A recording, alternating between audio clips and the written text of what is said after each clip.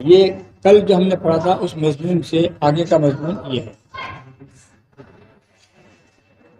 کل ہم نے یہ پڑھا تھا کہ اللہ تبارک و تعالیٰ نے حضور اکرم صلی اللہ علیہ وسلم کو سمجھائش دی،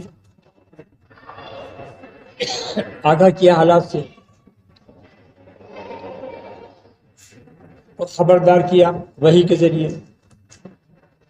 اور کہا کہ آپ کو بہکا دیں گے، بہکانا چاہتے ہیں، اللہ نہیں چاہتا کہ آپ بہکو۔ اب آج اس رکوع کے اندر اللہ تبارک و تعالیٰ اپنا پیار اور اپنا احساس جتا رہا ہے کہ تم میرے محبوب ہو، ایسا کیسے ممکن تھا کہ وہ آپ کو گمراہ کر دیتے، بہکا دیتے، غلط راستہ بتا دیتے اور میں اس کو دیکھتا رہتا، ایسا ممکن نہیں تھا۔ تو اللہ تعالیٰ فرماتا ہے وَلَوْلَا فَضْلُ اللَّهِ عَلَيْكَ وَرَحْمَتُهُ، یہ تو آپ پر اللہ کا بڑا فضل و کرم ہوا۔ لَهَمَّتْ طَائِفَةٌ مِّنْهُمْ أَن يُضِلُّوكَ، ورنہ انصار کے ایک گروہ نے تو آپ کو بہکانے کا راستہ نکال لیا تھا، غلط بیانی کر کے آپ کو بہکانے کا راستہ نکال لیا تھا۔ یہ تو آپ پر اللہ کا بڑا فضل کرم ہوا، ورنہ انہوں نے تو آپ کو بہکانے کا ایک راستہ نکال لیا تھا کہ آپ سے غلط فیصلہ کروا دیتے اور ایک مثال قائم ہو جاتی کہ صاحب معاذ اللہ نبی جو غلط فیصلے کرتا ہے۔ کیونکہ قاضی کے سامنے یہ ہے کہ جس کی طرف گواہیاں ہوں اس کے حق میں فیصلہ جائے گا، جس کے خلاف گواہی، جس کے پاس گواہی نہیں اس کے حق میں کیا فیصلہ ہوگا؟ صحیح بھئی ایک آدمی تو ہو کہ صاحب وہاں میں گواہ ہوں، اس نے یہ غلطی کی ہے، اس کے پاس ایک بھی نہیں تھا، پھر یہودی تھا، اس پورے قبیلے نے ایک ہو کے طے کر لیا کہ اپنوں کو تو اس کو سزا دلوانی ہے، یہودی ہو، اور یہ سب لوگ جو ہے گروہ میں تھے سب منافق تھے، یہ لوگ مسلمان تو تھے مگر منافق تھے یہ لوگ۔ تو انہوں نے یہ ترکیب نکالی کہ اس طریقے سے حضور اکرم صلی اللہ علیہ وسلم کا وقار جو ہے وہ بھی کم ہو جائے گا، معاذ اللہ استغفر اللہ، اور جو اس کو سزا ہو جائے گی ہمیں اور لوگوں کو کہنے کا جب پتہ چلے گا سچائی کا تو ایک نئی بات پیدا ہو جائے گی کہ ان کے رہا تھا۔ اللہ تعالیٰ کہتا ہے کہ اللہ کا بڑا فضل ہے آپ پر اور اس کی بڑی رحمت ہے، ورنہ اس گروہ نے تو آپ کو جو بہکانے کا اور غلط راستہ دکھانے کا ایک راستہ نکال لیا تھا۔ وَمَا يُضِلُّونَ إِلَّا أَنفُسَهُمْ، ہاں وَمَا يُضِلُّونَ إِلَّا أَنفُسَهُمْ، وہ آپ کو نہیں بہکا رہے تھے، وہ آپ سے خیانت نہیں کروا رہے تھے، بلکہ وہ خود اپنا خیال کر رہے، یعنی اپنی جانوں کو خود مصیبت پر ڈال رہے تھے۔ وَمَا يُضِلُّونَ إِلَّا أَنفُسَهُمْ، وہ تو خود اپنی جانوں کو، آپ کو نہیں، اپنی جانوں کو خود نقصان پہنچا رہے تھے۔ وَمَا يُضِلُّونَكَ مِنْ شَيْءٍ، آپ کو کوئی گمراہ نہیں کر سکتا، آپ کو کوئی بہکا نہیں سکتا، کوئی طاقت آپ کو بہکا نہیں سکتی۔ کیوں کہ میں نے آپ کو نبی بنا کر بھیجا ہے، میری ذمہ داری ہے، آپ کی عصمت اور آپ کی عزت کی حفاظت کی ذمہ داری میری ہے، اس لیے آپ کو کوئی بہکا نہیں سکتا۔ آگے اللہ تعالیٰ فرماتا ہے وَأَنزَلَ عَلَيْكَ الْكِتَابَ وَالْحِكْمَةَ، اسی اللہ نے آپ پر فضل کیا، آپ پر احسان کیا، کتاب اور حکمت اتار اور وحی کے ذریعے سے آپ کو پہلے خبردار کر دیا جس کا آپ کو علم نہیں تھا۔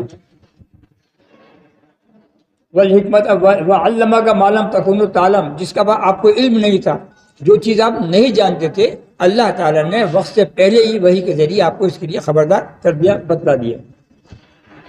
وکانا فضل اللہ علیک عظیما، اور یہ اللہ کا آپ پر بہت بڑا فضل اور احسان ہے۔ اب ان کی کمیاں گنائی جا رہی ہیں۔ لا خیر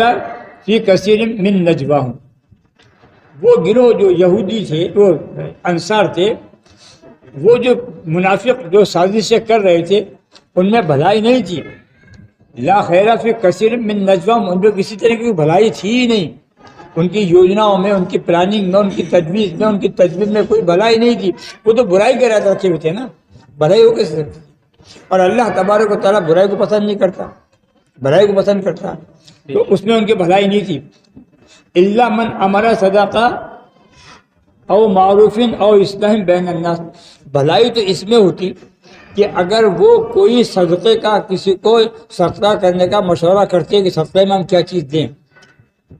بھلائی اس میں ہوتی کہ وہ کسی نیک کام کا حکم دیتے، بھلائی اس میں ہوتی کہ وہ دو لڑنے والے گروپ میں صلح اور سمجھوتا کروا دیتے۔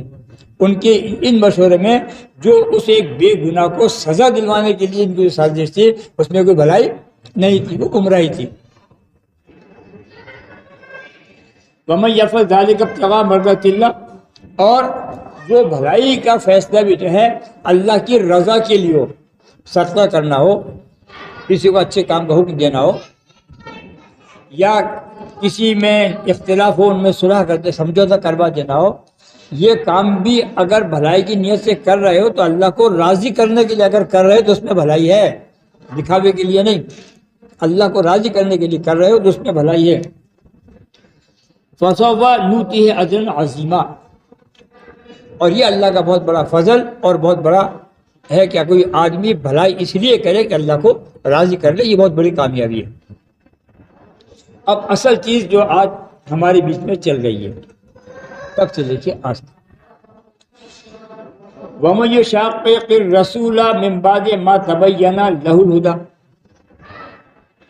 جو شخص اسلام لانے کے بعد، حضور کی اتباع کرنے کے بعد، حضور کو نبی ماننے کے بعد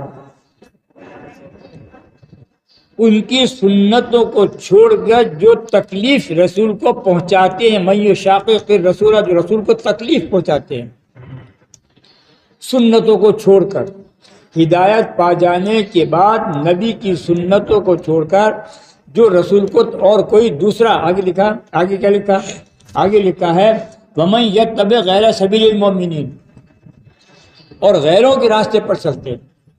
رسول کی ہدایت کو چھوڑ کر، رسول کی اتباع کا اعلان کرتے ہوئے، رسول کی سنتوں کو چھوڑ کر غیر لوگوں کے رسم و رواج پر، غیر لوگوں کے طریقے پر چلتے ہیں، وہ رسول کو تکلیف پہنچاتے۔ ہم سب اب سوچیں کیا چل رہا ہے؟ کون کہہ رہا ہے؟ اللہ کہہ رہا ہے۔ اس کی سزا کیا بتائی؟